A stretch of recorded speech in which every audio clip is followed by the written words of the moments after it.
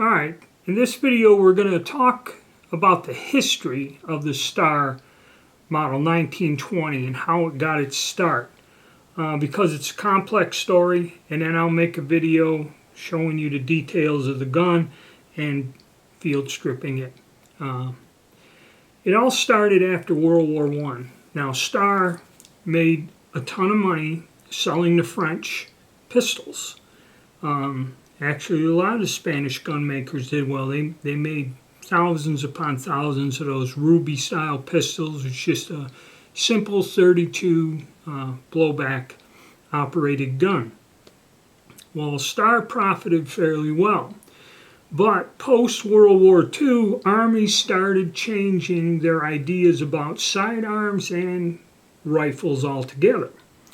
So Star thought maybe we should develop a more powerful handgun, because the early models, the 1914s and such, were all pistols made in either 380 or 32 auto. So Star said, let's develop something a little bit more powerful, and the Spanish Army was issued Campo Gria pistols. And this is an older design. I have one. And the thing is, the Spanish Army pistols were secondary, so they had 13,178 Campo Grias in the Army, which is an earlier pistol chambered in the 9mm Largo. Well, the Army said they were going to have a test in 1919, so they did. All these companies submitted their pistols. Nobody was happy with them, so they had a second test. Okay, the Army scheduled a second test in 1920. Okay, and again, weren't happy. But now the Guardia Civil or Civil Guard, the law enforcement, was desperate for handguns, because unlike the Army, the handgun was their primary weapon. And they had a bunch of outmoded copies of Smith & Wessons and older revolvers that were manufactured from the 1880s on. They were obsolete. They said they wanted a modern handgun.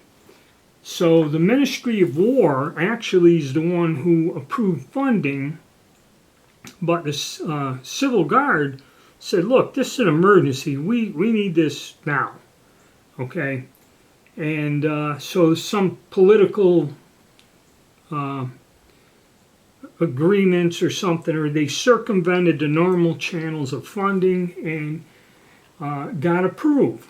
And then the Civil Guard ran a test on the 4th of November 1922, and they selected the Star model M1920. Now, to surprise Star, which was neat about this, is the Army was only going to order like 3,300 pistols, but the Civil Guard had 24,345 men. So that meant that they had funding approved, and they had a huge contract from 3,000 to 24,000. So this was kind of a weird windfall for them with this political stuff. And all of this is just like with Italy. Instead of developing a new rifle, they cut down their long rifles. There was all this political haggling and cost and money. So I guess Spain had the same thing going on. So supposedly the Civil Guard, the Royal Carbineros, and they had 15,000 men in that, were all supposed to go with this. But again, the Army eventually went and chose out another pistol, which when the Army did have its other test later on, the Army went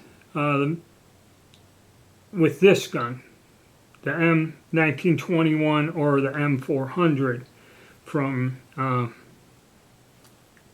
Astra. So that's what the Army, Navy, and everybody selected. So Star took the order. It was funds for the 1920, and so then they had to go back and politically change everything, where basically the Spanish military adopted this pistol, the Astra. And so the politicians said that, well, the Civil Guard by itself would be responsible for these guns, maintaining them and procuring that. So they ended up, Star got this fantastic contract for this gun. But even with the contract, this healthy contract, you're looking at 45,000 pistols.